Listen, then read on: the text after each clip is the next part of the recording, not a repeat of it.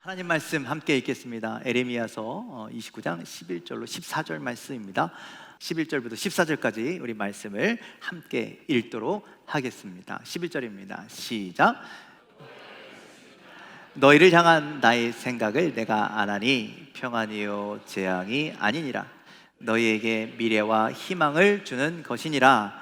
너희가 내게 부르짖으며 내게 와서 기도하면 내가 너희들의 기도를 들을 것이요 너희가 온 마음으로 나를 구하면 나를 찾을 것이요 나를 만나리라. 이것은 여호와의 말씀이니라. 나는 너희들을 만날 것이며 너희를 포로된 중에서 다시 돌아오게 하되 내가 쫓아보내었던 나라들과 모든 곳에서 모아 사로잡혀 떠났던 그곳으로 돌아오게 하리라. 이것은 여호와의 말씀이니라. 아멘. 할렐루야. 우리 옆 사람과 인사하실까요? 잘 오셨습니다. 반갑습니다. 자, 2층도 좀 반갑게 인사하세요. 네, 앞뒤로도 인사하시고. 자, 우리 이 시간 가슴에 손을 얹고 믿음으로 선포합시다. 하나님 나를 사랑하십니다. 하나님 나를 축복하십니다. 하나님 나에게 은혜를 주십니다. 이렇게 우리를 사랑하시는 하나님, 은혜를 베푸시는 하나님, 오늘 예배 가운데 만나시고 고백하시고 그 은혜가 여러분 삶 가운데 흘러 넘치시기를 간절히 소망합니다. 또 아픈 곳이 있다면 믿음으로 손을 얹어놓고 또 우리 주변에 아픈 사람들이 생각난다면 그 사람을 생각하면서 이렇게 선포합시다. 하나님은 나를 치료하십니다. 하나님은 누구누구도 치료하십니다. 네, 주변에 많죠. 하나님 함께 하실 줄 믿습니다. 하나님은 나를 위로하십니다. 아멘.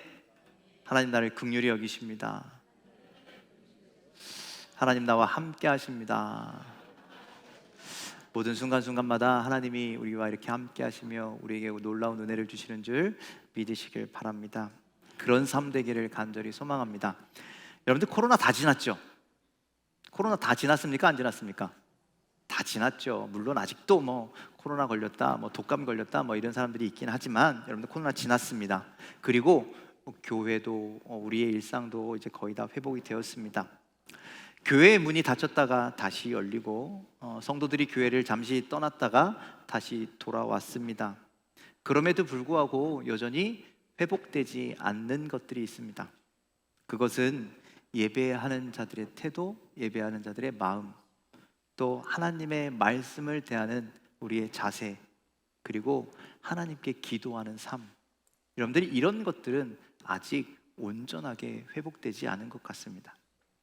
특히 성도들의 삶 속에서 우리의 기도의 목소리가 점점점 줄어들고 기도의 목소리가 점점점 사라지기 시작했습니다.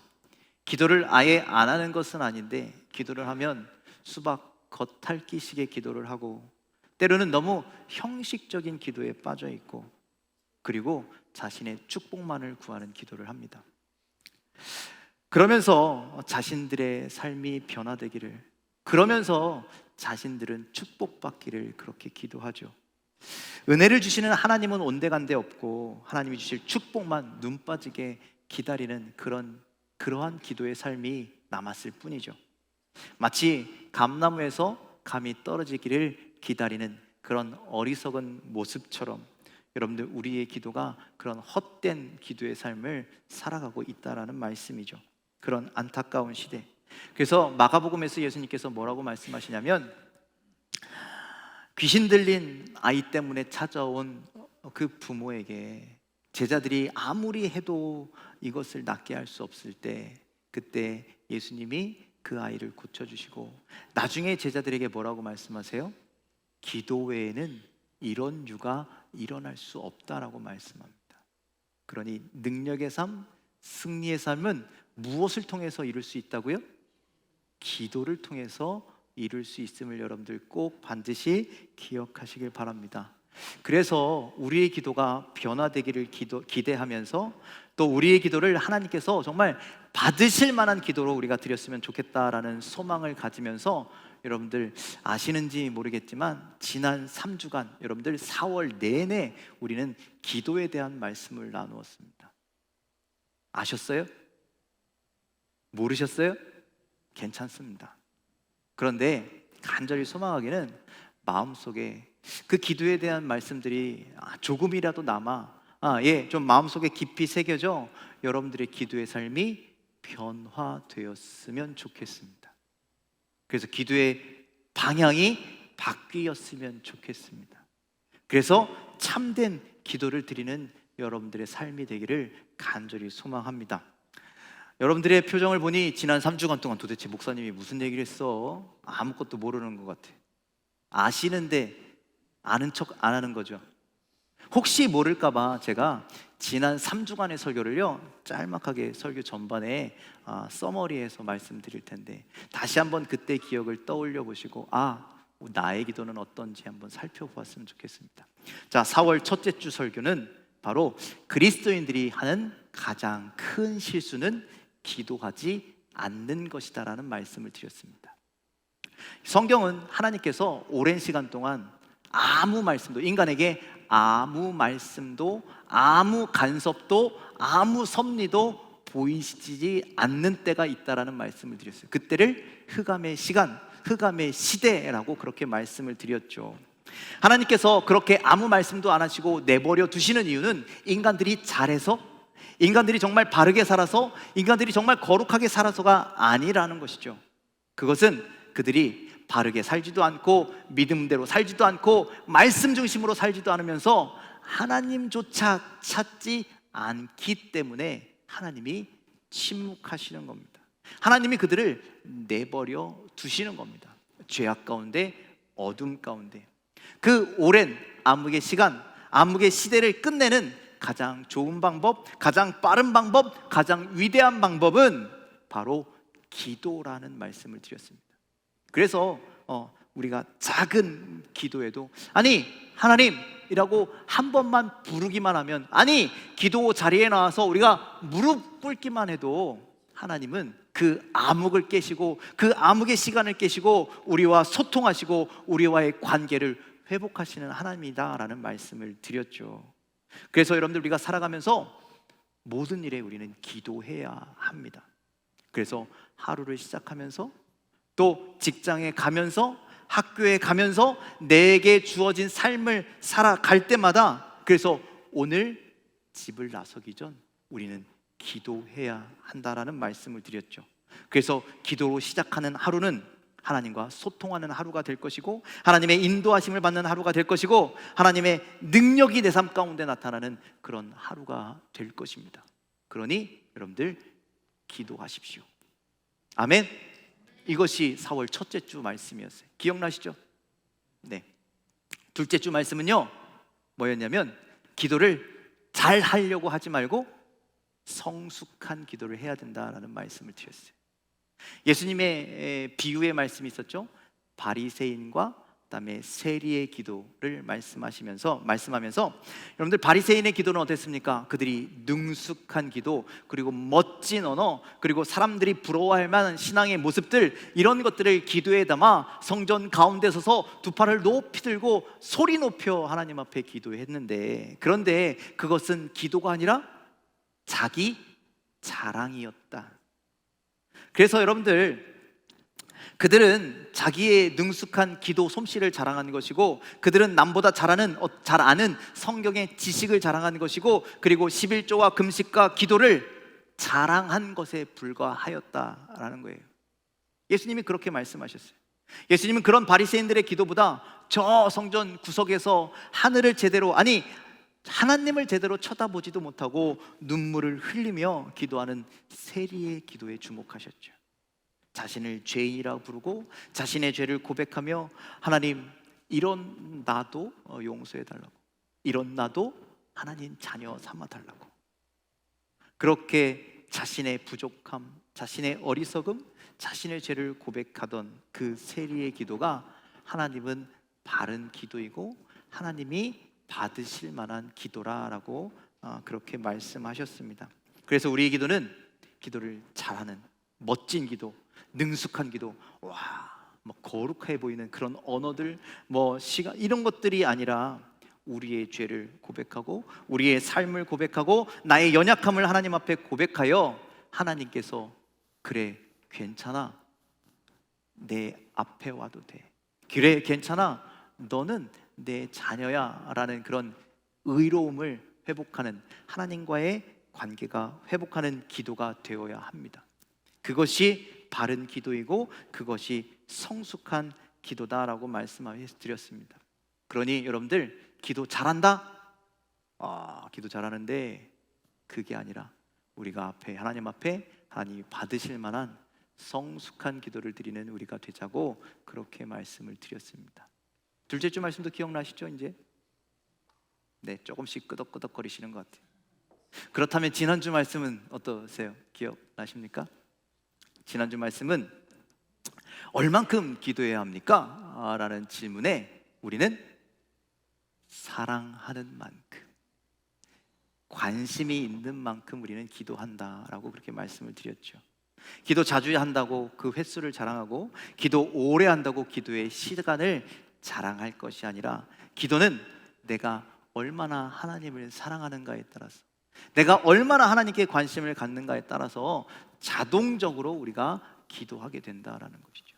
그래서 범사에 우리가 쉬지 말고 기도하라라고 하는 그 말씀은 우리가 쉬지 말고 주님을 사랑하고 쉬지 말고 주님을 바라보라는 말씀과 같은 것임을 말씀을 드렸습니다. 그러니 여러분들, 얼마나 오래, 얼마나 자주 기도한다, 나 기도 좀 해, 이렇게 이야기할 것이 아니라 내가 얼마나 하나님을 사랑하고 있는지, 내가 얼마나 하나님께 관심 갖고 있는지를 먼저 우리 삶 가운데 돌아보아야 한다라는 말씀을 드렸어요.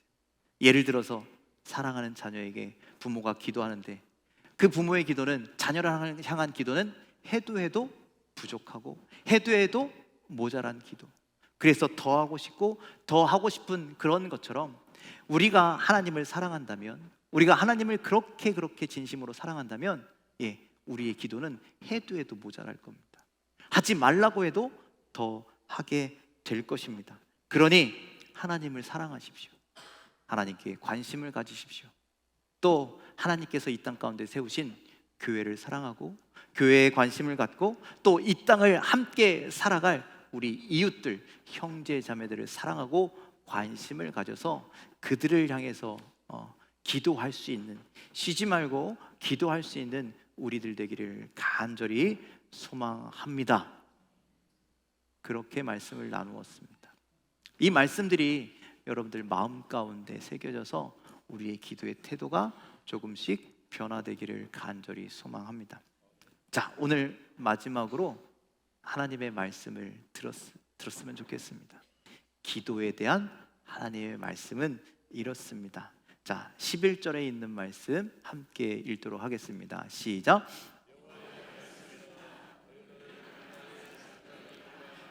평안이요 재앙이 아니니라, 너희에게 미래와 희망을 주는 것이니라. 아멘. 자, 여러분들, 성경은 분명하게 말씀합니다. 아니, 하나님은 그렇게 말씀합니다. 너희를 향한 나의 생각이 뭐라고요? 평안이래요. 그리고 미래와 희망을 주는 것이다 라고 이야기합니다. 이것을 세 번역에서 보면요, 평안을요 번영이라고 합니다. 여러분들, 번영했으면 좋으시겠죠? 평안도 좋고 번영도 좋고, 그리고 미래에 대한 소망을 희망이라고도 이야기합니다. 그러니 하나님이 우리를 향한 뜻은 무엇입니까? 우리가 평안한 것. 여러분들 평안하시길 원하십니까? 우리가 번영하기를 원하십니까? 여러분들의 미래에 있는 소망과 희망이 이루어지기를 원하십니까? 그것이 하나님의 뜻임을 믿으시길 바랍니다. 그러니 여러분들 얼마나 좋아요. 우리가 하나님 믿는데 하나님의 뜻은 우리가 그렇게 되는 것이다. 그러니 그것을 기뻐하고 감사할 뿐이죠. 그런데 이 놀라운 하나님의 축복의 말씀에 아무런 조건이 없을까요? 그렇다면 오산입니다. 그런 하나님의 축복과 하나님의 번영과 평안과 소망과 희망이 이루어지기 위해선 바로 그 뒤에 이어나오는 말씀을 우리가 들어야 합니다. 자, 12절 13절 말씀 함께 읽겠습니다. 시작. 내게 와서 기도하면 내가 너희들의 기도를 들을 것이요, 너희가 온 마음으로 나를 구하면 나를 찾을 것이요, 나를 만나리라. 자, 우리를 향한 하나님의 생각과 계획, 평안과 번영과 미래에 대한 희망과 소망이 이루어지길 원하신다면 오늘 성경 여호와의 말씀이라 하나님은 분명히 그렇게 말씀하고 계시다라는 거예요. 여러분들, 우리가 원하는 평안 각각 다를 수가 있습니다. 우리가 원하는 번영 각각 다를 수 있습니다. 여러분들이 갖고 있는 희망과 소망이 각각 다를 수는 있지만 그것을 주시는 분은 누구세요? 오직 한 분, 하나님밖에 안 계시더라고요. 그렇다면 그 하나님께 우리가 온 마음으로 구하고 온 마음으로 찾고 온 마음으로 부르짖고 온 마음으로 기도하면 오늘 성경은 분명히 너희가 하나님을 만날 것이다 라고 말씀합니다. 그리고 우리를 만나주신 하나님께서 그 놀라운 축복을 이루어 주시는 줄 믿으시길 바랍니다. 사랑하는 성도 여러분, 사실 우리가 신앙생활 여러분들 열심히 하고 계시죠? 신앙생활에 대해서 어떤 노력들을 하고 계십니까? 신앙에 대해서 어떻게 하는 것이 신앙생활일까 고민하고 또 책도 보고 또 연구하고 상담도 하고 때로는 교회에서 기도는 이렇게 하는 겁니다. 여러분들 예배는 이렇게 드리는 겁니다. 은사란 이런 겁니다. 우리가 헌신하고 봉사하는 것들이 이런 것들입니다. 우리가 아무리 배워도 여러분들 기도하지 않으면 아무런 소용이 없다는 거예요. 이런 수고들이 다 헛수고가 된다는 거예요. 여러분들 정말 기도하지 않으면 아무것도 아니라는 겁니다. 여러분들 그리스도인이 기도하지 않으면 정말 아무 일도 일어나지 않게 된다는 것이죠. 기도하지 않으면 우리의 신앙생활도 아무것도 아니고, 기도하지 않으면 우리 믿음도 아무것도 아니고, 기도하지 않으면 하나님조차 아무것도 아닌 것이 된다는 거예요. 우리의 삶에. 왜? 우리가 첫째 주에 말씀드렸잖아요. 우리가 기도하지 않으면 하나님 우리에게 말씀하시지 않아요. 역사하지 아니하셔요. 우리에게 섭리하시지 않아요. 우리는 침묵의 시간을 걸어가게 될 것이라는 거죠. 그러니 여러분들, 강조해도 또 강조할 수밖에 없는 건 기도입니다. 우리가 기도해야 한다는 것이죠. 다른 방법이 없습니다. 너희가 내게 부르짖으며 내게 와서 기도하면 내가 너희들의 기도를 들을 것이요, 너희가 온 마음으로 나를 구하면 찾을 것이요 만나리라. 여러분들, 과연 여러분들이 하나님의 뜻을 어떻게 분별할 수 있습니까? 여러분들, 하나님 어떤 방법으로 나를 이끄시는지 여러분들이 어떻게 아시겠습니까? 어떻게 하면 우리의 신앙이 성장하는 줄 알겠습니까? 어떤 하나님의 계획이 우리에게 있는지 여러분들 어떻게 아시겠습니까? 여러분들, 오늘 우리에게 하나님이 바라시는 것이 도대체 무엇입니까? 우리에게 주시는 사명이 무엇이고 우리가 져야 할 십자가는 과연 무엇입니까? 여러분들, 이외에도 수많은 신앙의 문제들, 신앙의 질문들이 우리에게 산적해 있는데 여러분들, 아무리 저에게 이야기한다 해도 저는 이렇게 대답할 수밖에 없습니다. 기도하십시오. 기도해야 알 수 있습니다. 기도해야 깨달을 수 있습니다. 우리의 신앙생활과 우리의 영성과 우리의 영적인 성장을 위해서는 다른 방법이 없습니다. 기도 외에는 이런 일들이 일어날 수가 없는 것이죠. 그래서 여러분들, 예수님도 기도의 삶을 걸어가셨습니다. 그래서 여러분들, 예수님과 기도는요, 때려야 뗄 수가 없는 관계입니다. 기도하지 않는 예수님, 우리는 상상조차 할 수 없습니다. 예수님 사역하시기 전에 항상 기도하셨고, 사역하신 뒤에도 항상 기도하셨고, 여러분들 고난과 고통 속에서도 기도하셨고, 그 사명 앞에서도 기도하셨고, 아픔 속에서도 기도하셨고, 심지어 죽는 그곳 십자가 위에서도 하나님은 기도하셨더라고요. 하나님의 아들이신 예수 그리스도도 그렇게 기도하셨는데, 그런데 명색이 우리가 그리스도인이라고 하면서 하나님을 믿는, 예수 그리스도를 믿는 자녀들이라고 이야기하면서 우리는 어떻게 기도하지 않습니까? 기도하지 않는 삶은요, 자랑할 삶이 아니라는 거예요. 그거 부끄러운 삶이어야 된다는 거예요. 기도가 없는 부끄러운 그리스도인 삶에는요, 하나님의 그 어떤 은혜도, 여러분들 당연히 아까 말씀드린 평안도 번영도 희망도 소망도 나타날 수가 없다라는 것이죠. 또 우리가 가야 할 좁은 길이 있습니다. 믿음의 길, 생명의 길, 진리의 길을 걸어가야 되는데 여러분들, 그 길이 바로 기도하는 길입니다. 또 때로는 우리가 져야 할 십자가도 있습니다. 그런데 그 십자가조차도 우리가 기도함으로 지지 아니하면 도저히 질 수가 없다는 것이죠. 그래서 우리가 주님을 따라가겠다? 그렇다면 우리도 주님처럼 기도해야 한다라는 말씀입니다. 여러분들, 기도했으면 좋겠습니다. 아니, 반드시 기도하십시오. 기도하면 하나님 들으십니다. 하나님 기도로 찾으면 만나 주십니다. 그러니 지금은 우리가 전심으로 하나님께 기도하며 또 하나님을 만나고 하나님을 찾고 구하는 여러분들의 삶이 다 되시기를 주님의 이름으로 간절히 축원을 드립니다. 여러분들 구약 성경에 나오는 한나를 기억하십니까? 한나, 그가 전심으로 성전에서 기도했을 때 하나님은요 엘리와 같은 제사장을 통해서 한나에게 응답하셨습니다. 여러분들 엘리 제사장이 어떤 제사장이었습니까? 정말 뭐 이런 말을 드려서 그럴지 모르겠지만 형편없는 제사장 아닙니까? 하나님의 음성을 들을 수도 없고 하나님의 환상을 볼 수도 없고 그냥 자리만 보존하는 그런 제사장 아니었습니까? 그런데 하나님은요 그런 제사장을 통해서 한나에게 응답하셨습니다. 제가 이렇게 말씀을 드리는 것은 여러분들이 어떻게 기도할지라도 우리가 기도하기만 하면 하나님은 우리가 알지 못하는 방법으로, 알지 못하는 사람으로, 알지 못하는 사건으로, 알지 못하는 음성으로 여러분들 우리에게 응답하시고 역사하신다라는 사실을 여러분들 반드시 기억하시길 바랍니다. 자, 사무엘상 1장 17절로 19절 말씀 함께 읽겠습니다. 시작. 엘리가 대답하여 이르되 평안히 가라. 이스라엘 하나님이 내가 기도하여 구한 것을 허락하시기를 원하노라 하니 이르되 당신의 여종이 당신께 은혜 입기를 원하나이다 하고 가서 먹고 얼굴에 다시는 근심빛이 없더라. 그들이 아침에 일찍이 일어나 여호와 앞에 경배하고 돌아가 라마의 자기 집에 이르니라. 엘가나가 그의 아내 한나와 동침함에 여호와께서 그를 생각하신지라. 여러분들 한나가 하나님께 간절히 기도하고 간절히 구하고 그랬더니 하나님께서 다시는 얼굴에 다시는 근심빛이 없었더라. 한나에게 평안을 주시는 거예요. 평안을 주시는 거예요. 여러분들 아이를 낳은 것도 아닌데 평안을 주시더라는 것이죠. 그리고 아내 한나는 동침함에 여호와께서 그를 생각하시지라. 한나의 소망이 뭐였습니까? 한나의 희망이 무엇이었습니까? 자녀를 낳는 것. 그 소망과 희망을 이루어 주셨다라는 것이죠.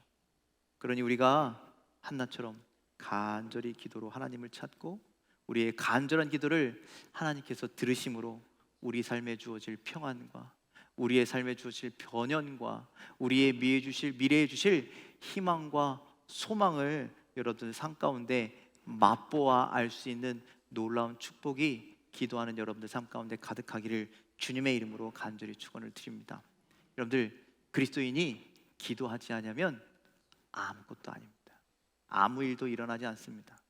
반대로 이야기하면 그리스도인들이 기도하면 역사가 나타나는 줄 믿으시길 바랍니다.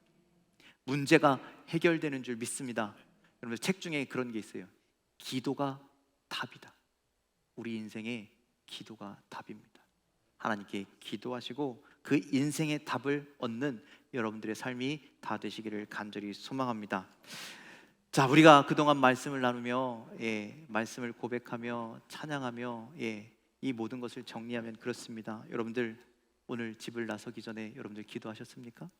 여러분들 삶의 모든 일 앞에 여러분들 기도로 시작하셨습니까? 여러분 모든 상황 앞에서 여러분들 기도하셨습니까? 여러분들 우리의 부족함을 하나님 앞에 고백하며 우리의 연약함을 하나님 앞에 고백하며 하나님을 기도하시길 바랍니다. 찾으시길 바랍니다. 부르짖으시길 바랍니다. 기도를 멈추지 마시기 바랍니다. 하나님이 우리에게 평안을 주실 겁니다. 우리에게 번영을 주실 겁니다. 우리가 바라고 원하는 모든 소망들을 듣고 이루어 주실 것입니다. 여러분들의 기도의 삶 가운데 이런 하나님의 놀라운 역사가 나타나시길 주님의 이름으로 간절히 축원을 드립니다. 여호와의 말씀은 우리에게 기도하라 그렇게 말씀하고 계십니다. 그 명령의 말씀을 잘 지켜 행할 수 있는 저와 여러분들 다 되시기를 주님의 이름으로 간절히 축원합니다. 기도하겠습니다.